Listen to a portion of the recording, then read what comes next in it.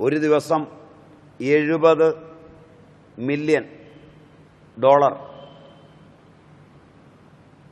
വരുമാനമുണ്ടാക്കുന്നത് ഈ തന്ത്രം കൊണ്ടാണ്. $70 മില്യൺ ഒറ്റ ദിവസത്തെ വരുമാനം. നിങ്ങളുടെ വെബ്സൈറ്റിൽ നിന്ന്, പോർണോഗ്രാഫിക് വെബ്സൈറ്റുകളുടെ വരുമാനം $70 മില്യൺ പെർ ഡേ. ഇപ്പോൾ കാബാലിക മതത്തിൻ്റെ സ്ഥാനം കമ്പ്യൂട്ടറിൻ്റെ ആഗമനത്തോടു കൂടിയാണ് വന്നത്. ഇത്രയും വലുതായി. ആധുനിക ശാസ്ത്രം പുരോഗമിച്ച് പരീക്ഷിച്ചെത്തിയാൽ കാബാലിക മതം ഉറയ്ക്കുകയും സനാതനമായിരിക്കുന്നത് ചുരുങ്ങുകയും ചെയ്യുമെന്ന് കണ്ടെത്തിയവർ തന്നെയാണ് ശാസ്ത്ര പുരോഗതിയെ ആദ്യം തന്നെ നിഷേധിച്ചത്. നിങ്ങളുടെ 5ഉം 10ഉം വയസ്സുള്ള പിള്ളേർ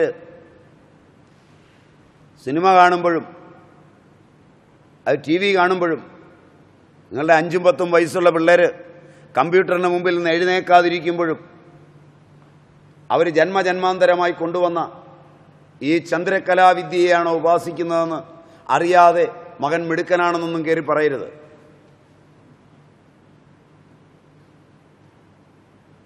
മകളും മകനും ഒക്കെ മിടുക്കരാണോ എന്നറിയണമെങ്കിൽ തുറന്നൊരു പ്ലേസിൽ വെക്കണം കമ്പ്യൂട്ടർ, എന്നിട്ട് അത്ര മണിക്കൂർ ഇരിക്കുമെന്ന് നോക്കണം. അടച്ചൊരു മുറിക്കകത്ത് വെച്ചു കൊടുത്താൽ ഭക്ഷണം വേണ്ട, ദിവസങ്ങളോളം ഇരുന്നോളും, വേര് കിളുക്കും എന്ന് പറയുന്നത് കലാവാദത്തിൻ്റെ ഫലമാണോ, വാത്സ്യായനീയമാണോ എന്ന് നോക്കണം. ഞാൻ പറഞ്ഞത് 2004 കണക്കാണ്, 2005 കണക്ക്. ഇന്ന് അതിലൊക്കെ വളരെ കൂടുതലായിട്ടുണ്ടാവും. $70 ദശലക്ഷം അന്നത്തെ കണക്കാ.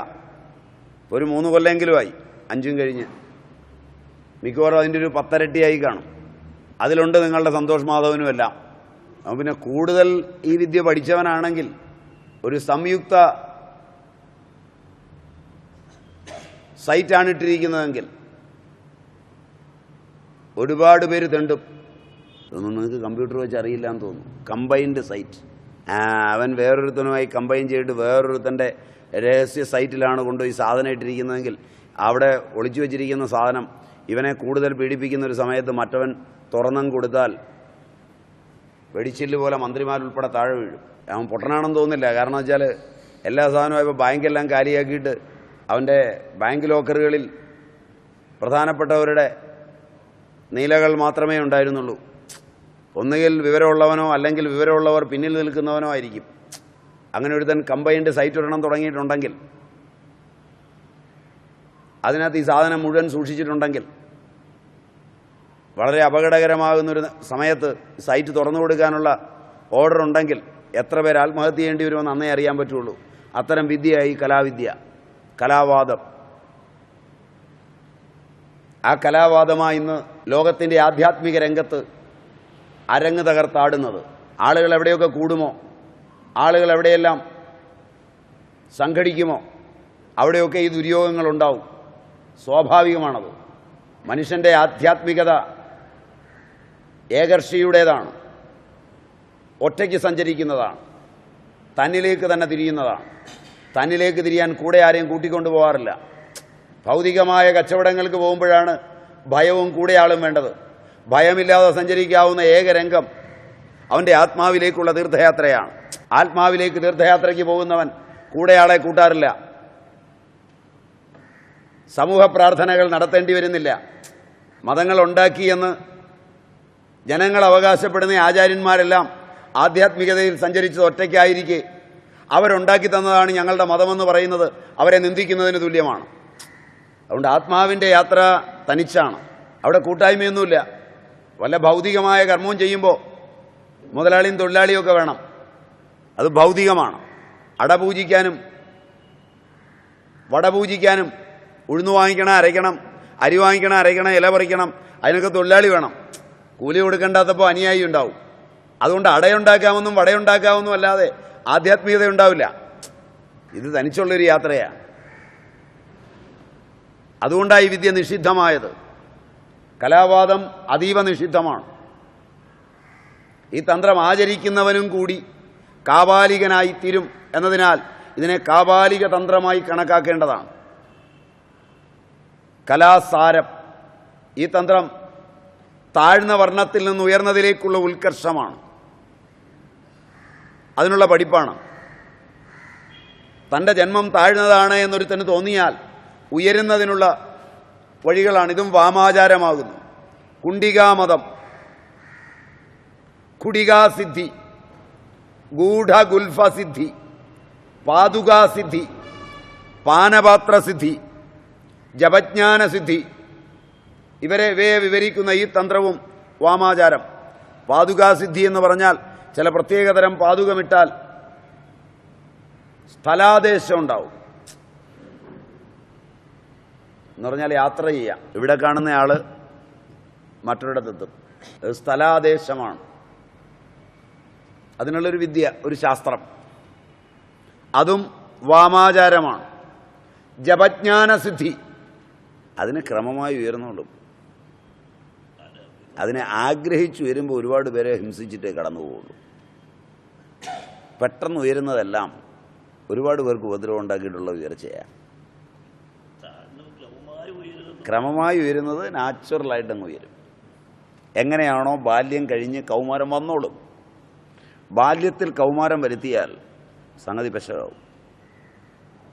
5 വയസ്സുള്ള ഒരുത്തനെ 20 വയസ്സുള്ളവൻ്റെ കൂടെ കളിക്കാൻ വിട്ടാൽ അവൻ പിഴച്ചു പോകും. പിന്നെ അവന് പഠിക്കാൻ പറ്റില്ല. അതുകൊണ്ട് വിവരമുള്ള കാരണവന്മാർ മുതിർന്നവരുടെ കൂടെ കളിക്കാൻ പോയാൽ ഉടനെ കുട്ടിയോട് പറയും, ഇവിടെ വാ, നിൻ്റെ തരത്തിൽ പോയി വിളയെ. അവൻ വലിയ വലിയ കാര്യങ്ങൾ പറയും, പക്ഷെ അവൻ്റെ ഭാവി പോകും.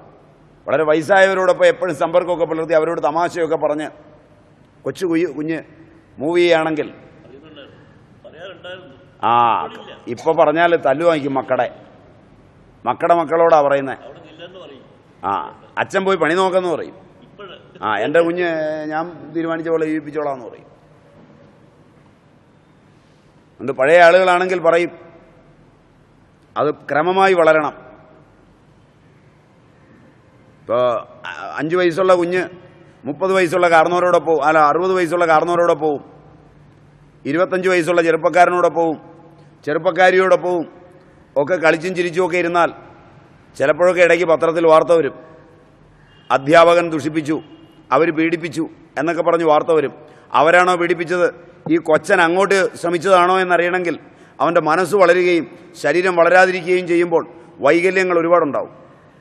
അതുകൊണ്ട് പഴയ കാരണവത്തിമാരൊക്കെ പിള്ളേർ വീട്ടിൽ വരുന്ന പ്രൗഢകളോടൊപ്പം പോയാൽ പോരെന്ന് പറയും. അവർക്കറിയാം അത് കെണിയാണെന്നറിയാം. അതൊക്കെ നിങ്ങളറിയണം. നിങ്ങളറിയാതിരുന്നാൽ ഇനിയും ഇത്തരം മാധവനും സന്തോഷവും ഒക്കെ ഉണ്ടാവും. മാധവൻ്റെ സന്തോഷത്തിൽ ഒരുപാട് പേര് പങ്കെടുക്കും. അത് കഴിഞ്ഞ് കരയും. സന്തോഷിച്ചപ്പോൾ പത്രക്കാർ വേണമായിരുന്നു. അതിന് ജനം ഇതറിയണം. മര്യാദയോടുകൂടി ധർമ്മത്തെയും സത്യത്തെയും ഒക്കെ അറിഞ്ഞിട്ട് വേണം പെരുമാറാനും പോകാനും. അതതിൻ്റെ വ്യത്യാസം. മതോത്തരം ഇത് രസസിദ്ധി പ്രതിപാദകമാണ്. രസേശ്വരവാദത്തിലെ ഒരു നിഷിദ്ധ ഭാഗമാണ്. രസം എന്ന് പറഞ്ഞാൽ മെർക്കുറി. അതിൻ്റെ സിദ്ധികൾ പലതും നേടിയാൽ ചില അത്ഭുതങ്ങളൊക്കെ ഉണ്ടാക്കാം മെർക്കുറി ഉപയോഗിച്ച്. അത് വായിലിട്ട്, അത് പ്രത്യേക രൂപത്തിലുണ്ടാക്കി വായിലിട്ടാൽ മൂവ് ചെയ്യാം. ചില സാധനങ്ങൾ ഒളിപ്പിച്ചു വെക്കാം, ചിലത് അതിൽ നിന്ന് പ്രകടിപ്പിക്കാം. അങ്ങനെ രസസിദ്ധിവാദങ്ങളുണ്ട് മെർക്കുറി ഉപയോഗിച്ചുള്ളത്. സിദ്ധവൈദ്യ സമ്പ്രദായത്തിൽ ആ വഴിയിൽ ഒരുപാട് സാധനങ്ങളുണ്ട്. അതും നിഷിദ്ധമാണ് ആ ഭാഗം. വീണാഖ്യം, വീണ എന്ന പേരായ ഒരു യോഗിനിയുടെ സിദ്ധിക്കുള്ള ഉപായം. ഈ യോഗിനിക്ക് സംഭോഗയക്ഷി എന്നും പറയും. അത്തരത്തിലൊക്കെ ചെന്ന് പെട്ടാൽ വീട്ടിലോട്ട് പോരുകയില്ല. പൂജയ്ക്കും അവനത്തിനുമാണ് പോരുന്നത്. പിന്നെ ദൈവമാണെന്ന് തോന്നും. പിന്നെ അവിടുന്ന് എഴുന്നേൽക്കുകയല്ല. കേട്ടിട്ടുണ്ടാവും അങ്ങനെയൊക്കെ. എൻ്റെ ഭർത്താവിനെ അവിടെ പിടിച്ചു വച്ചിരിക്കുക. അയാൾക്കിപ്പോൾ എന്നെ കണ്ടുകൂടാ, എൻ്റെ പിള്ളേരെയും കണ്ടുകൂടാ. അപ്പോൾ അവിടെ പോയി കിടക്കുകയാണ്. ഇങ്ങനെയൊക്കെ ചിലർ പറയുന്നത് വീണാഖ്യ എന്നു പേരായ തന്ത്രത്തിൽപ്പെട്ടതാണ്. അപ്പോൾ ഇത്തരം തന്ത്രങ്ങളുണ്ട്. ത്രോതലം കുടികാഞ്ചന പാതുകാസിദ്ധിക്കുള്ളതാണ്. കുടിക പാനപാത്രം, അഞ്ജനം നിധി മുതലായവയും കാണാതെ പോയവയും മറ്റും ദർശിക്കുന്നതിനുള്ള മഷി. മഷി നോട്ടം എന്നൊക്കെ കേട്ടിട്ടില്ലേ? അത് ഈ മഷിയാണ് ഉണ്ടാക്കുന്നത്. അങ്ങനെ ഒരെണ്ണം പണ്ടുണ്ടായിരുന്നതുകൊണ്ടാണ് ഇപ്പോഴും തട്ടിപ്പൊക്കെ നടക്കുന്നത്. അപ്പോൾ ആ രീതിയിൽ ഉണ്ടാക്കാനൊന്നും അറിയുന്നവരില്ല. അപ്പം ചുമ്മാ ഇരുന്നുമല്ല കൺമഷി എടുത്തെഴുതിയിട്ട് കാണുന്നുണ്ടെന്ന് പറഞ്ഞാൽ നിങ്ങളെ കളിപ്പിക്കുക. വെറ്റലയുടെ പുറത്ത് കൺമഷി എഴുതിയിട്ട് കാണുന്നുണ്ട്, ചെവി ഇടത്തോട്ടുള്ളവനാണ്, കണ്ണ് അങ്ങനെയുള്ളവനാണ്. അപ്പോൾ നിങ്ങളുടെ അയൽവക്കത്ത് ആ രൂപത്തിൽ ആരെങ്കിലും ഒരുത്തം കാണും, നിങ്ങൾ വിശ്വസിക്കും, അവനെ തല്ലാനും പോകും. ആ അഞ്ജനം ഉണ്ടാക്കുന്ന നിധി മുതലായവയും കാണാതെ പോയവയും മറ്റും ദർശിക്കുന്നതിനുള്ള മഷി അഞ്ജനം. പാതുകമെന്നാൽ വിദേശഗമനാദികൾക്ക് ഉള്ള മെതിയടി. ഇവയെല്ലാം നിഷിദ്ധ വിദ്യകളും അനേക കാലത്തെ പരിശ്രമത്തിൻ്റെ ഫലങ്ങളും. നിങ്ങൾക്ക് ഒരുപാട് കാലം പരിശ്രമിക്കണം. ഇത് പാതുകാസിദ്ധി എന്ന് പറയും. മത്സരം, ഹിംസ ഇവയെല്ലാം ഉണ്ടാക്കുന്നവയുമാണ്. ത്രോതലോത്തരം 64,000 യക്ഷിണികളുടെ ദർശനത്തിനുള്ള വിദ്യയാണ്. അതും നിഷിദ്ധ വിദ്യയാണ്. അതുപോലെ തന്നെ പഞ്ചാമൃതം പിണ്ടാണ്ട സംബന്ധികളായ പഞ്ചഭൂതങ്ങൾക്ക് നാശം സംഭവിക്കാതിരിക്കുന്നതിനുള്ള ഉപായത്തെ പ്രതിപാദിക്കുന്ന മതമാണ്. എന്ന് പറഞ്ഞാൽ ശരീരത്തിലെ പൃഥ്വി തേജോ വായു ആകാശങ്ങളെ നശിക്കാതെ സൂക്ഷിക്കുന്ന വിദ്യ, ശാരീരികം ആരോഗ്യം നീട്ടുന്ന വിദ്യ. അതുപോലെ തന്നെ രൂപഭേദം മുതലായി അതും കാപാലികോ? ആയുർവേദത്തിൽ ഈ വഴിക്ക് പെരുമാറുകയാണെങ്കിൽ അത് കാപാലികോ? ആയുർവേദം മൊത്തം കാപാലികമല്ല, അത് ക്രമേണ നാച്ചുറലായി വരുന്നതാണ് നിങ്ങൾക്ക്. മറ്റത് നിങ്ങളെ സംബന്ധിച്ചിടത്തോളം അവിടെ പിടിച്ചു നിർത്താൻ ഒരുപാട് തന്ത്രങ്ങൾ ഉപയോഗിക്കുകയാണ്, പ്രകൃതി വിരുദ്ധമായി. ആ തന്ത്രങ്ങൾ ഉപയോഗിക്കുന്നതുകൊണ്ട് ഇപ്പം സർവജ്ഞാനാദി 5 തന്ത്രങ്ങളാണ് 54 മുതൽ 58 വരെ. അവയും കാപാലികമാണ്, ദിഗംബര സിദ്ധാന്ത പ്രതിപാദകമാണ്. അവയെ ദൂരെ വർജിക്കേണ്ടവയാണെന്നാണ് ആചാര്യന്മാർ പറയുക. അവ ചെയ്യുന്നവരാണ് ശൂദ്രന്മാർ. സമ്പ്രദായം ശൂദ്രന്മാർ എന്ന് പറയുന്നത് ദിഗംബര തന്ത്രാദികൾ ഉപയോഗിക്കുന്നവരാണ്. ആരാണ് ശൂദ്രൻ? വർണ്ണവ്യവസ്ഥയിൽപ്പെട്ട ആളുകളിൽ ശൂദ്രനെ എങ്ങനെയാണ് പറയുന്നത്? അവർക്കുള്ള വിദ്യയാണ് ദിഗംബര സിദ്ധാന്ത പ്രതിപാദകങ്ങളായ സർവജ്ഞാനാദി 5 തന്ത്രങ്ങൾ. സ്വയം സർവജ്ഞനാണെന്ന് തോന്നുകയും ചെയ്യും. അവരെ ദൂരത പരിവർജയേത് എന്നതുകൊണ്ട് സ്മൃതി പറഞ്ഞത്. അവർക്ക് അക്ഷരം പോലും പറഞ്ഞു കൊടുക്കരുത്. അവർ പഠിച്ചാലാകെ അപകടമാണ്. അക്ഷരം അവർക്കുള്ളതല്ല. 59 മുതൽ 64 വരെ പൂർവ തുടങ്ങിയ ദേവി മതം ഉൾക്കൊള്ളുന്ന 6 തന്ത്രങ്ങൾ, അതും ദിഗംബര മതത്തിൻ്റെ ഒരു ഭാഗമായി അറിയപ്പെടുന്ന ക്ഷപണക മതമാണ്. ക്ഷപണകനാണ് അതിൻ്റെ ആചാര്യൻ. അവ മുൻചൊന്നവയേക്കാൾ അപകടകരങ്ങളായതിനാൽ അത്യന്തം വർജ്യമാണ്. അപ്പോൾ 59 മുതൽ 64 വരെയും 54 മുതൽ 58 വരെയും തന്ത്രങ്ങൾ ദിഗംബര മതത്തിൽപ്പെട്ടതാണ്. രണ്ടാമത്തത് ക്ഷപണകമാണ്, അതീവ അപകടകാരിയാണ്. ഈ 64 തന്ത്രങ്ങൾ ജ്ഞാനികൾ പോലും വഞ്ചിക്കപ്പെടാവുന്നതാണ്, എപ്പോഴെങ്കിലും ചെന്നുപെട്ടാൽ. ഇവ ഐഹിക സിദ്ധി മാത്രങ്ങളുമാണ്. ഈ ലോകത്തിലുള്ള നേട്ടമല്ലാതെ അങ്ങോട്ട് പോകാനുള്ള ഒരു വിസയും കിട്ടുകയില്ല. ഇവിടെ അടിച്ചു പൊളിച്ച് ജീവിക്കാം. ഇത് കുഴപ്പം എവിടെയാണെന്ന് വെച്ചാൽ, ഇത് കുറേശ്ശെ പ്രയോജനപ്പെട്ടു തുടങ്ങുമ്പോൾ ഇതിൻ്റെ അകത്തെ സാധനകൾ നിർത്തും. അപ്പോഴാ പിടി വീഴും. അല്ലെങ്കിൽ പിടിയൊന്നും വീഴുകയില്ല. ഒരുത്തനെ മോഹിപ്പിച്ചു, അവനേക്കാൾ വലിയവനെ മോഹിപ്പിച്ചു, അവനേക്കാൾ വലിയവനെ മോഹിപ്പിച്ച് പോകുമ്പോൾ ഇത് അവസാനം വരെ കൊണ്ടുപോകാം. മോഹിക്കാൻ ആളുകളെന്നും ഉണ്ടാവും. 5 പേര് മോഹിച്ചു, സമ്മോഹനത്തിന് പുറത്ത് അവരെത്തി പിടി വീണപ്പം. അപ്പോഴേക്ക് വേറെ 10 പേര് മോഹിച്ച് കൂട്ടത്തിലുണ്ട്. ഈ 5 പേരെ അടിച്ച് ശരിയാക്കാം. എൻ്റെ കൂടെ 5 പേര് വത്സൻ ഉൾപ്പെടെ മോഹിച്ചു. വത്സനും കൂട്ടരുമൊക്കെ മോഹിച്ചു. വത്സൻ്റെയും കൂട്ടരുടെയും കയ്യിലുള്ളതെല്ലാം കിട്ടി. ഇനി വത്സനെ മോഹിപ്പിച്ചിട്ട് ഒന്നും കിട്ടാനില്ല. എല്ലാം പിഴിഞ്ഞു ഊറ്റി ചണ്ടിയെടുത്ത് ദൂരെ കളഞ്ഞു. കരഞ്ഞു നിലവിളിച്ച് വത്സൻ മറ്റുള്ളിടത്തൂടെ നടക്കാൻ തുടങ്ങിയാൽ എൻ്റെ കൂടെ ഇപ്പോൾ 10 പേര് മോഹിച്ച് നിൽപ്പുണ്ട്, വത്സനേക്കാൾ കെടാമുട്ടന്മാർ. ഒരു ദിവസം വത്സനെ വിളിച്ചു കൊണ്ടുപോയി. വേണ്ടാത്തത് പറഞ്ഞു നടന്നതുണ്ടല്ലോ. ഭൂമിയിലെ ഈ രൂപത്തിൽ നടക്കുകയില്ലെന്ന് മനസ്സിലായി. അപ്പോൾ അവർ മോഹിച്ച് എൻ്റെ കൂടെയുണ്ട്. ഇനി അവർ വേണമെങ്കിൽ പുറത്തേക്ക് ഇറങ്ങി. അപ്പോഴേക്ക് അവരേക്കാൾ കൂടിയവൻ എൻ്റെ കൂടെ മോഹിച്ചുണ്ട്. മോഹവിദ്യകളായിവ. ജ്ഞാനികൾ ചെന്നാൽ പോലും മോഹിക്കും. അതുകൊണ്ട് അവരോട് പറഞ്ഞിരിക്കുന്ന അത്തരം സ്ഥലങ്ങളിൽ ചെല്ലരുതെന്ന് തന്നെയാണ്. ഒടേ തമ്പുരാൻ തന്ന ഇതൊക്കെ മതി, കൂടുതലൊന്നും പ്രതീക്ഷിച്ച് പോകുന്നില്ല. മോഹിപ്പിക്കല പണി. അപ്പം ഈ 64 തന്ത്രങ്ങളും ജ്ഞാനികൾ പോലും വഞ്ചിക്കപ്പെടാവുന്നതാണ്. ഇവ ഐഹിക സിദ്ധി മാത്രങ്ങളാണ്, അവ അവൈദികങ്ങളാണ്. ഇതിൻ്റെ കൂടെ ജ്യോതിഷവും കൂടെ ചേർന്നാൽ എന്താവും? ഈനാഞ്ചാക്കിക്ക് മരപ്പെട്ടി കൂട്ടും കൂടെ കൂടിയാൽ പിന്നെ കഥ പറയണോ? അവിടെയാ ലോകം കിടന്ന് കറങ്ങുന്നത്. ഇതെഴുതാൻ പത്രക്കാർക്ക് വളരെ ഇഷ്ടമാണ്. കാരണം അവരും ഇതിൻ്റെ ഭാഗം ആസ്വദിക്കാൻ. മാറി നിന്ന് ബുദ്ധിപൂർവ്വം ചിന്തിച്ചു നോക്ക്. വേണമെങ്കിൽ അതിൻ്റെയൊക്കെ പുറകെ പോ, ഒന്ന് അനുഭവിച്ച് തീർന്നു വാ. ഇല്ലെങ്കിൽ മര്യാദയ്ക്കൊക്കെ ജീവിക്കുക. ജ്ഞാനികൾ പോലും പലപ്പോഴും ഈ ചതിക്കുഴിയിൽ വീണിട്ടുണ്ട്. ബ്രാഹ്മണ ക്ഷത്രിയ വൈശ്യവർണ്ണങ്ങൾക്ക് ഈ വിദ്യ നിഷിദ്ധമാണെന്നർത്ഥം. ചന്ദ്രകലാവിദ്യകളിൽ അമൃതോപമം മാത്രമേ അധികാരമുള്ളൂ. ജന്മം കൊണ്ടുള്ളതല്ല, അമൃതോപമമായ ചന്ദ്രകലാവിദ്യ. നമ്മൾ നേരത്തെ പറഞ്ഞ ശ്രീവിദ്യ. ചന്ദ്രകലാഷ്ടകം ഇത് 64 തന്ത്രങ്ങളിൽപ്പെട്ടതല്ല. ചന്ദ്രകലാഷ്ടകം ആ നിത്യയായിരിക്കുന്ന ശ്രീവിദ്യ പ്രതിപാദിതമായ ചന്ദ്രകല, ജ്യോത്സ്നാവതി, കലാനിധി, കുളാർണവം, കുളേശ്വരി, ഭുവനേശ്വരി, ബാർഹസ്പത്യം, ദുർവാസമ്മതം, ദുർവാസമേതം, ഇത്രയും വിദ്യകൾ. അവ 8 ത്രൈവർണികർക്കും ശൂദ്രർക്കും ഒരുപോലെ അധികാരമുള്ളതാണ്. ഇതാർക്കും പഠിക്കാവുന്നതാണ്.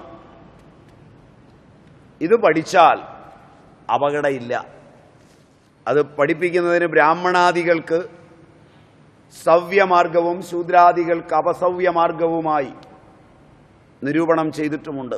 പഠിപ്പിക്കുന്നത് നേരെ താഴേന്ന് മുകളിലേക്കും മുകളിൽ നിന്ന് താഴേക്കുമായി. ശുഭാഗമ പഞ്ചകങ്ങൾ വൈദിക മാർഗ പ്രതിപാദിതങ്ങളാണ്. അത് വസിഷ്ഠൻ, സനകൻ, സനൽകുമാരൻ, ശുകൻ എന്നീ 5 മഹർഷിമാരുടേതാണ്. അതാണ് സമയാചാരം. അത് ബാഹ്യപൂജയാക്കുമ്പോൾ കൗളാചാരം. അവിടെ ബാഹ്യമായി കളമൊക്കെ വരച്ച് ബാഹ്യമായ ഉപകരണങ്ങളോടുകൂടി മുമ്പ് പറഞ്ഞ മദ്യം, മദിര മുതലായവയോട്, മൈഥുനം, മുദ്ര മുതലായവയോടുകൂടി ചെയ്യുന്നത് സമയാചാരം. നേരത്തെ തന്നെ പറഞ്ഞു, യാതൊരു ഉപകരണവും അതിന് വേണ്ട, ഒന്നും കൂടെ കൊണ്ടുപോകണ്ട, ഒരു പൈസയും വേണ്ട. അത് മാനസികമാണ്. പത്മാസനത്തിലിരുന്ന് ബുധദ്വാരമടച്ച് അപാനനെ മുകളിലേക്കാക്കുന്നതായി സങ്കൽപ്പിച്ച് ചെയ്യുന്ന. അതിൽ ഒരു കാര്യം കൂടുണ്ട്. ഇതിനെ പതിവായി നോക്കിയാൽ ബാഹ്യമായ പ്രാണനായി വരുന്നത്, അതിനകത്ത് എല്ലാ സാധനവും ഉണ്ട്. പ്രാണൻ എല്ലായിടത്തും പ്രാണന്റെ ഓരോ അണുവും സ്പർശരൂപേണ ബന്ധപ്പെട്ടായിരിക്കുന്നത്. ശരിയായ രീതിയിൽ ആവശ്യമുള്ളത് അറിയണം എന്നുള്ളവന്, അസ്നാവിരം അറിയണമെന്നുള്ളവന് വേണ്ടത് അറിയിച്ചു തരാൻ ഈ പ്രാണൻ സഹായകമാണ്. പഴയകാലത്ത് പറഞ്ഞിരുന്നു, നിങ്ങളിൽ ഒരാൾക്കെങ്കിലും ഞാൻ പറയാൻ പോകുന്ന കാര്യം അനുഭവം ഉണ്ടായിട്ടുണ്ടെങ്കിൽ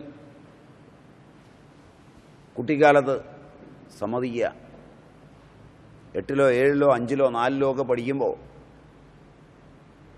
നിങ്ങൾ 10ഓ 5ഓ 4ഓ കിലോമീറ്റർ അകലെയുള്ളൊരു സ്കൂളിൽ പഠിക്കുന്നു. നിങ്ങളുടെ അമ്മയും അച്ഛനും ഒക്കെ 5 കിലോമീറ്റർ അകലെ വീട്ടിലിരിക്കുന്നു. ക്ലാസ്സിലിരിക്കുമ്പോൾ ഒരു അസ്വസ്ഥത നിങ്ങൾക്ക് തുടങ്ങുന്നു, ഇരിക്കാൻ പറ്റുന്നില്ല, വീട്ടിലെത്തണം എന്ന് തോന്നുന്നു, എന്തോ ബുദ്ധിമുട്ടുണ്ട് വീട്ടിലെന്ന് നിങ്ങൾക്ക് തോന്നുന്നു. ഇറങ്ങി വന്നൊരു കള്ളം അല്ലെങ്കിൽ സത്യം, നിങ്ങൾക്ക് അജ്ഞേയമായത് നിങ്ങളുടെ ഹെഡ് മാസ്റ്ററെ ബോധ്യപ്പെടുത്തിയിട്ട് എനിക്ക് പോകണം, ഇപ്പം വീട്ടിൽ തനിച്ച് പൊക്കോളാം, ഒന്നും കുഴപ്പമില്ല, ഇപ്പോൾ പോകണം എന്ന് പറഞ്ഞ് പോയപ്പോൾ നിങ്ങൾ ഓടിച്ചെല്ലേണ്ട ഒരവസ്ഥയും ഇതുമായി ഒന്നിച്ചു വന്നിരിക്കുന്നു എന്ന് കണ്ട ഒരു പ്രാവശ്യമെങ്കിലും ഓർമ്മയുണ്ടെങ്കിൽ, മൊബൈൽ ഫോണൊന്നും വേണ്ട, മൊബൈൽ ഫോണൊക്കെ നമ്മുടെ ആ കഴിവിനെ കുറയ്ക്കും. കാരണം അത്രയും വലുതായി ഈ പ്രാണൻ. അതുകൊണ്ട് വ്യക്തി ഏതൊരുവനാണോ അവൻ്റെ പ്രാണനിൽ ഉപാസിക്കുന്നത്, പ്രാണനിലൂടെ ബോധം അവൻ്റെ ശരീരപര്യന്തം ആപ്ലാവിതമാക്കിയെടുക്കുന്നത്, മനസ്സിനെ പ്രാണനിലൂടെ വിട്ട് പ്രാണൻ കൊണ്ട്, മനസ്സഹിതമായ പ്രാണൻ കൊണ്ട് അന്തരിന്ദ്രിയങ്ങളെയും സ്രോതസ്സുകളെയും നീലിനികളെയും നാഡികളെയുമെല്ലാം നക്കി കടന്നു വരുന്നത്, ആ സ്രോതസ്സുകളിലെല്ലാം രോധിച്ചു നിൽക്കുന്ന മാലിന്യങ്ങളെ മുഴുവൻ അതിൻ്റെ സൂക്ഷ്മഭാവത്തിൽ പ്രാണൻ വഹിച്ചുകൊണ്ട് തിരിച്ചെത്തുന്നത്, അത് തിരിച്ചെത്തുമ്പോൾ, ശ്വാസകോശത്തിലേക്ക് തിരിച്ചെത്തുമ്പോൾ പ്രാണന്റെ ഭാഗമായ പ്രാണവായു, അമൃത് ഓരോ സ്രോതസ്സിലൂടെയും സഞ്ചരിച്ച് അവിടെ അല്പാൽപ്പം കൊടുത്ത്, ആ അമൃത് കൊടുത്ത് കറങ്ങിത്തിരിഞ്ഞ് തിരിച്ചു പോരുമ്പോൾ അവിടെ നിന്ന് ഉപയോഗിച്ച് കഴിഞ്ഞ വാതകങ്ങളെ മുഴുവൻ പ്രാണൻ ഉപയോഗിച്ച് പുഷ്ടിപ്പെട്ട് ആ മാലിന്യങ്ങൾ മുഴുവൻ സ്വീകരിച്ചു വരുന്ന മാലിന്യങ്ങളെ മുഴുവൻ സ്വീകരിച്ചിവിടെ എത്തുമ്പോൾ ഇപ്പോൾ ശ്വസിച്ചതിലെ പ്രാണനെ വേർതിരിച്ചെടുത്ത്, ഓക്സിജനെ വേർതിരിച്ചെടുത്ത് കാർബൺ ഡയോക്സൈഡിനെയും ഇതിനെയും കൂടെ ചേർത്ത് പുറത്തേക്ക് തള്ളുന്ന പ്രക്രിയ ഒന്നുകൊണ്ട് മാത്രമാണ് ജീവൻ നിലനിൽക്കുന്നതും ആരോഗ്യമുണ്ടാകുന്നതും സമസ്ത കർമ്മ പരിഭാഗം നടക്കുന്നതും. യാതൊരുവൻ ഈ പരിഭാഗത്തെ അറിയുന്നു, പ്രാണനുള്ള തൻ്റെ തന്നെ ശരീരത്തിൽ. ഈ പരിഭാഗം ശവപരീക്ഷണം കൊണ്ട് നടക്കില്ല. ഒരു ജീവിയുടെ ശവം കീറി മുറിക്കുമ്പോൾ പ്രാണൻ പോയിക്കഴിഞ്ഞ കോശങ്ങൾ ജീവനില്ലാത്തവയാണ്. അതെവിടെയായിരിക്കുന്നതെന്നുള്ള സ്ഥാനം ചിലപ്പോൾ കുറച്ച് മനസ്സിലായേക്കാം. പ്രാണൻ വിട്ടുപോകുമ്പോൾ ചിലപ്പോൾ അവ സ്ഥാനം മാറാം, ചിലതെങ്കിലും രൂപം മാറാം, ചിലതെങ്കിലും കുറേയെല്ലാം സ്ഥാനവും രൂപവുമൊക്കെ നിലനിൽക്കുമെങ്കിൽ തന്നെ പ്രാണനില്ലാത്ത അവയെയാണ് പഠനവിധേയമാക്കുന്നത്. പ്രാണനോടുകൂടി അവയെ പഠിക്കാനാവില്ല. എന്നാൽ ബോധത്തിന് പ്രാണൻ വാഹനമായിരിക്കുന്നിടത്തോളം തൻ്റെ പ്രാണനാഡികളിലൂടെ എല്ലാം സഞ്ചരിക്കാം. അവിടെ ഓരോന്നിനും പ്രിയമായതിനെ, ഓരോ ബോധത്തിനും പ്രിയമായതിനെ കണ്ടെത്താം. നവരനെല്ലിൻ്റെ അരി നല്ല പോലെ പായസം വെച്ച് ദേഹത്ത് പൂശുമ്പോൾ ത്വക്കിന് നല്ല നിറമുണ്ടാവും, ത്വക്കിന് നിറമുണ്ടാവും. കുട്ടികളെ തേപ്പിക്കാറുണ്ട്. കുട്ടിക്കാലത്ത് കുറുക്കൊക്കെ കൊടുത്തിട്ട് പാളയിൽ തേപ്പിച്ച് കിടത്തും പഴയ തള്ളമാർ. നല്ല നിറമുണ്ടാവും. ഇപ്പം അങ്ങനെയൊന്നും തേപ്പിച്ച് കിടത്തിയിട്ടില്ലാത്തവർ ബ്യൂട്ടി പാർലറിൽ ചെന്ന് ഇതെല്ലാം വാരി തേച്ച് കിടക്കും കുറേ നേരത്തേക്ക്. മുഖത്ത് മാത്രം തേക്കുമ്പോൾ മുഖം ഒരുമാതിരിയൊക്കെ ഉണ്ടാവും. അപ്പോൾ ത്വക്കിലൊരു ബോധം അവിടെ ഇരിപ്പുണ്ട്. പ്രാണനിലൂടെ കടന്നു ചെന്നാൽ ത്വക്കിൻ്റെ ദേവതയ്ക്ക് എന്താണ് ഇഷ്ടം, പഥ്യം എന്നറിയും. പായസാന്നപ്രിയ ത്വക്സ്ഥ. ത്വക്കിൽ സ്ഥിതി ചെയ്യുന്ന ദേവിക്ക് പഥ്യമായിട്ടുള്ളത് പായസമാണ്. അടുത്തത് ത്വക്സ്ഥ. ഇങ്ങനെ ഓരോന്നിൻ്റെയുണ്ട്. ഓരോ സ്റ്റേജ് കിടക്കുമ്പോഴും അതിനുള്ള ആഹാരം സങ്കല്പിച്ച് നോക്കുക. സങ്കല്പത്തിലൂടെ ആഹാരം കിട്ടും കുറേ. അപ്പോൾ ആ ഭാവങ്ങൾ ജനിക്കും. അർത്ഥം അറിയുമെങ്കിൽ. പായസം എന്ന് പറയുമ്പോൾ തന്നെ അത് മുമ്പ് കഴിച്ച ജന്മജന്മാന്തരങ്ങളുടെ സ്മരണയുണ്ടെങ്കിൽ അതിൻ്റെ ഭാവം ഉൾക്കൊള്ളുന്ന സ്രവങ്ങളുണ്ടാവും. ത്വക്കിന് പരിണാമം വരുത്തും. കഴിച്ചാൽ കുറേ കൂടെ പരിണാമം വരുത്തും.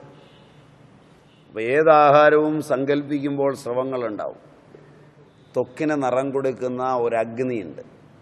ഇതൊക്കെ അറിഞ്ഞ് നിഷേധിക്കുന്നവരുണ്ട്. അവരോട് പോയി പറഞ്ഞാൽ അവർ വഴിയൊക്കെ കാണിച്ചു തരും. പക്ഷെ അവർ പറയും നമുക്കതിൻ്റെ പാപമൊന്നും കേൾക്കാൻ പറ്റില്ല. ചെയ്തോ, ഇതാ പിടിച്ചോ, ഈ വിദ്യയുണ്ട്.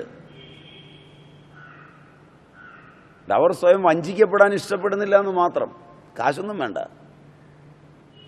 Try your level best. നിഷിദ്ധ വിദ്യകളൊന്നും അവർ ചെയ്യില്ല. പഠിച്ച ആചാര്യന്മാരുണ്ട്. എവിടെയെങ്കിലുമൊക്കെ തപ്പിയാൽ കാണും. ഒന്നും രണ്ടുമൊക്കെ. അങ്ങനെ തീരെ നിന്നു പോകില്ല ഈ സാധനം. അങ്ങനെയാണെങ്കിൽ പിന്നെ സനാതനം എന്ന് പറയാൻ പറ്റില്ലല്ലോ. വിദ്യ അവർക്ക് തെറ്റാണെന്ന് കൂടി അറിയാം, തെറ്റുമറിയാം. സനാതനമല്ല വിദ്യ. സനാതന വിദ്യ അവർക്ക് അറിയുന്നത് കൊണ്ടാണ് ഇത് തെറ്റാണെന്ന് കൂടി അറിയുന്നത്. അത് സനാതനമല്ല വിദ്യ. ആ വിദ്യ നിലനിൽക്കില്ല. ആ വിദ്യ നിങ്ങളെ നശിപ്പിക്കും. ഒരുപാട് നാശം ഉണ്ടാക്കുന്ന വിദ്യയാണ്. ഇതാണ് വിദ്യയുടെ ലോകം. ഭാരതം വിദ്യയുടെ ലോകമായി കാണുന്നത് ഇത്രയാണ്. ഇത് അനുഷ്ഠാന പ്രധാനമാകുമ്പോൾ ഉപകരണങ്ങളൊന്നുമില്ലാതെ ചെയ്യുന്നത് സമയാചാരം. എല്ലാ തരത്തിലുള്ള ആഡംബരങ്ങളോടും കൂടി ചെയ്യുന്നത് കൗളം. ഈ വിദ്യകൾ നിഷിദ്ധമാണ്. കൗളം തെറ്റായ വഴിയിലുള്ളതാണ്. ആ കൗളമാർഗത്തിൽ സഞ്ചരിക്കുമ്പോഴാണ് ഇങ്ങനെയുള്ള സങ്കല്പമൊക്കെ വരുന്നത്. മദ്യം ഒന്നാമത് ഭ്രമിപ്പിക്കുന്നതാണ്. മധുര ഭ്രമിപ്പിക്കുന്നതാണ്. കൗളത്തിൽ അതില്ലാത്തതുണ്ടെന്ന് പറഞ്ഞാലും സങ്കല്പമുണ്ട്. അതിൻ്റെ സങ്കല്പമുണ്ട്. മദ്യത്തിന് പകരമുണ്ട്. മദ്യമല്ലെന്നേ ഉള്ളൂ. മധുരയ്ക്ക് പകരമുണ്ട്. അങ്ങനെ നിഷിദ്ധമായ വസ്തുക്കളെ മാറ്റി നിർത്തി അതിന് പകരം വസ്തുക്കളുണ്ട്. രക്തത്തിന് പകരം മഞ്ഞളും ചുണ്ണാമ്പും കൂടെ കലക്കി വെച്ചിട്ട് ശർക്കരയും ചേർത്തിട്ട് നിങ്ങൾ രക്തമാണെന്ന് വിചാരിച്ച് കുടിക്കുമ്പോൾ വിചാരം രക്തം തന്നെയാണ്. ഇന്ന് നാം കാണുന്ന തന്ത്രപൂജാവിധാനങ്ങളിൽ പലതും കൗളം തന്നെയാണ്, മാനസമല്ല. അവിടെയെല്ലാം പൃഥ്വി, അതിൻ്റെ രൂപം, അപ്പിൻ്റെ രൂപം, തേജസ്സിൻ്റെ രൂപം, വായുവിൻ്റെ രൂപം, അഗ്നിയുടെ രൂപം എല്ലാം സങ്കല്പമല്ല, വസ്തുവുണ്ട് പകരം. നിവേദ്യത്തിൻ്റെ രൂപം എല്ലാം ഉണ്ട്. അങ്ങനെയുള്ള പൂജയും വിധാനങ്ങളും ബഹളങ്ങളുമായി നീങ്ങുമ്പോൾ ഓരോ ദിവസവും പുതിയ പുതിയ സാധനങ്ങൾ വേണം തോന്നും. ഈ വർഷം നിങ്ങളെന്നെ സപ്താഹത്തിന് വിളിച്ചു. ഞാനൊരു ഗണപതി ഹോമം നടത്തി. ഞാനവിടെ വന്ന് കുറേ പൂജ ചെയ്തു. ആളുകളെയെല്ലാം പിടിച്ചിരുത്താവുന്ന പ്രകടനപരത ആദ്യത്തേതായതുകൊണ്ട് തൽക്കാലം തൃപ്തിയായി. അടുത്ത തവണ ഇത്രയും കാണിച്ചാൽ ആളുകളിരിക്കില്ല. കഴിഞ്ഞ തവണ കണ്ടത് തന്നെയാണ്. കുറേ കൂടെ കൂടുതൽ പൂജയുള്ള ആളിനെ വിളിച്ചുകൊണ്ട് വരണം സ്വാമി. അല്ലെങ്കിൽ പെണ്ണുങ്ങൾക്കൊന്നും അങ്ങ് തൃപ്തിയായിട്ടില്ല. ഒന്നാമത് ആ പൂജാരിയുടെ മോന്ത ശരിയായിട്ടില്ല. നമ്മുടെ കമലാക്ഷി ടീച്ചർ പറഞ്ഞു ഇത്തവണത്തെ പൂജ തീരെ ശരിയായില്ലെന്ന്.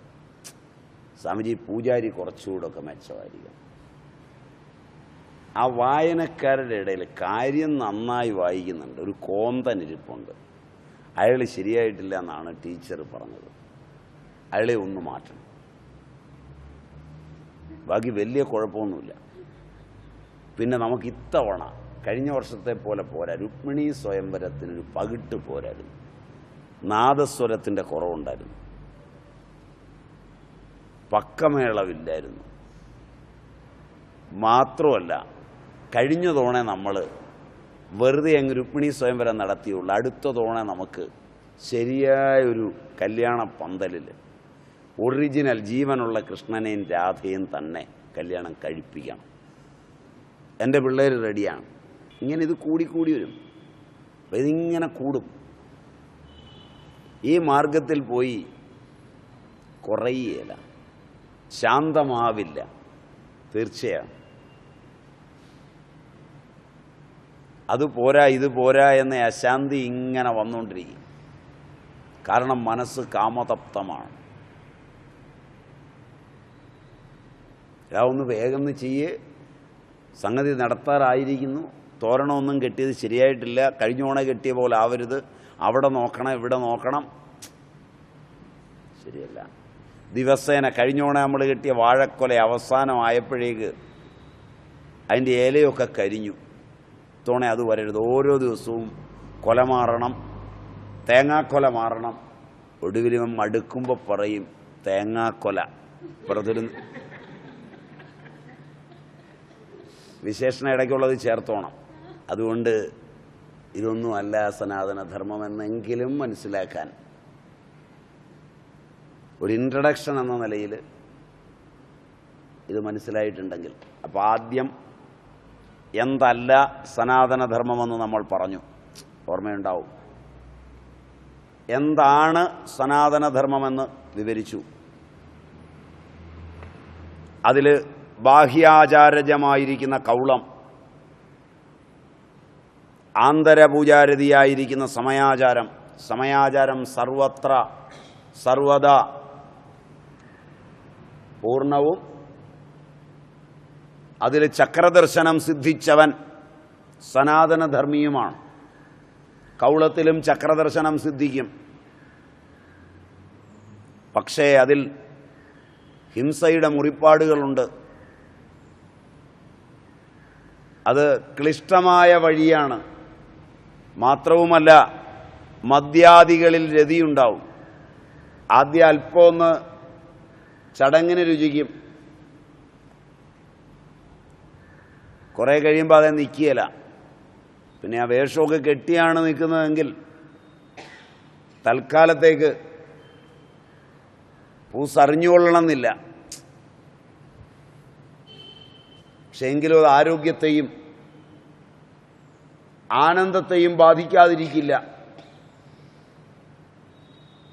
ഇതാണ് അതിൻ്റെ പ്രത്യേകത. ഇതെല്ലാം മനസ്സിലാക്കി സമയാചാരം വളരെ നേർരേഖയാണെന്നും അതിലെന്നും ഒരു ന്യൂനപക്ഷം മാത്രമേ ഉള്ളൂവെന്നും അവരുടെ ധർമ്മങ്ങളും സത്യവും അവരുടെ അദ്വൈത ഭാവനയും ആണ് ലോകത്തിന് സമ്മതമാകുന്ന മതമെന്നും അതിനെ അവലംബിച്ചാണ് ബാക്കിയുള്ളത് നിലനിൽക്കുന്നതെന്നും ബാക്കിയുള്ളത് സൂത്രത്തിൽ അവനവൻ്റെ സുഖത്തെ തേടുന്നതാണെന്നും തിരിച്ചറിയുക. ഇതെല്ലാം നേടാൻ ഓടുന്നവർ ഇതിൽ പെട്ടതാ ഞാനും എന്നുള്ള ഭാവത്തിലാണ് നിൽക്കുന്നത്. ഒപ്പം ഈ ലോകത്ത് നടക്കുന്ന എല്ലാ തെമ്മാടിത്തരങ്ങൾക്കും ഉത്തരം പറയേണ്ട ബാധ്യത നല്ല ജീവിതം നയിക്കുന്നവനുണ്ട് എന്ന് വിചാരിക്കാതിരിക്കുക. ജാതീയമോ മതപരമോ വർഗപരമോ വർണ്ണപരമോ രാഷ്ട്രീയമോ ആയ ബന്ധം കൊണ്ട് ബന്ധിച്ചു കഴിഞ്ഞാൽ, നിങ്ങൾ അങ്ങോട്ട് ചെന്ന് ബന്ധിച്ചതായാലും നിങ്ങളെ ഇങ്ങോട്ട് വന്ന് ബന്ധിച്ചതായാലും ജന്മം കൊണ്ട് നിങ്ങൾ അറിയാതെ ബന്ധിക്കപ്പെട്ടതായാലും അതിനെയെല്ലാം ന്യായീകരിക്കേണ്ടത് എൻ്റെ ഒരു ആവശ്യമാണ്. ഇല്ലെങ്കിൽ മറ്റുള്ളവർക്ക് എന്തു തോന്നും എന്ന പ്രമാണത്തിൽ ബന്ധിക്കാതിരിക്കുക. ഇത്രയുമാണ് ഇതിന് വഴി. ഇതുമായി ബന്ധപ്പെട്ടതോ ഇതിനോട് ബന്ധപ്പെടുത്താവുന്നതോ എനിക്കറിയാവുന്നതോ ആയ ചോദ്യങ്ങൾ ചോദിച്ചാൽ ഉത്തരം പറയാം. അതിൽ പുഷ്പം ആകാശത്തിൻ്റെ, ജലം ജലത്തിൻ്റെ, ഗന്ധം പൃഥ്വിയുടെ, ധൂപം വായുവിൻ്റെ, ദീപം അഗ്നിയുടെ, നൈവേദ്യം അമൃതത്വമുള്ള ആത്മാവിൻ്റെ, ഇത്രയും വസ്തുക്കളെ വെച്ചാണ് ക്ഷേത്രങ്ങളിൽ പൂജ ചെയ്യുന്നത്. ഇത്രയും വസ്തുക്കൾ നമ്മോടൊപ്പം ഇരിക്കുമ്പോൾ ഇതിലെല്ലാം ചേർന്നതാണ് നമ്മളെ മറന്ന് ബാഹ്യവസ്തുവിനെ കുറിച്ച് അറിയുവാൻ ശ്രമിച്ചോ അറിയാൻ വേണ്ടിയോ അല്ല പൂജ ചെയ്യുന്നത്. ക്ഷേത്രാചാരത്തിൽ പൂജ ഒരു തൊഴിൽ മാത്രമാണ്. അതിലേറ്റവും രസം, നിങ്ങളുടെ ആത്മോത്കർഷത്തിനുപയോഗിക്കുന്ന ഈശ്വര പൂജയുടെ തൊഴിലാളി ഒരു വെറും ക്ലാസ് 4 ജീവനക്കാരനാണ്. അവിടെയാണ് ചെന്ന് നിന്ന് എഞ്ചിനീയറും ഡോക്ടറും ഒക്കെ. അത്രയും ഡിഫറൻസ് ഉള്ളിടത്താണ് പോയി നിൽക്കുന്നത്. ഭാര്യ കഴുത്ത് നിറച്ച് മാലയുമിട്ട്, കയ്യിൽ നിറച്ച് വളയുമിട്ട്, ചിന്നാലപ്പട്ട് സാരിയും ചുറ്റി, ഭർത്താവ് കൂടിയതരം പാൻസും ഷർട്ടും ഒക്കെ ഇട്ട് വലിയൊരു വണ്ടിയിൽ വന്നിറങ്ങി ആഡംബരത്തോടുകൂടി അവിടേക്ക് വരുമ്പോൾ ക്ലാസ് 4 ജീവനക്കാരനായ അവൻ നിങ്ങൾക്ക് വേണ്ടി എന്ന വ്യാജേന നവകുമാരഷാ മഹോദയസ്യ ആയുരാരോഗ്യ സിദ്ധ്യർത്ഥം ജപേ വിനിയോഗ എന്ന് പറഞ്ഞ്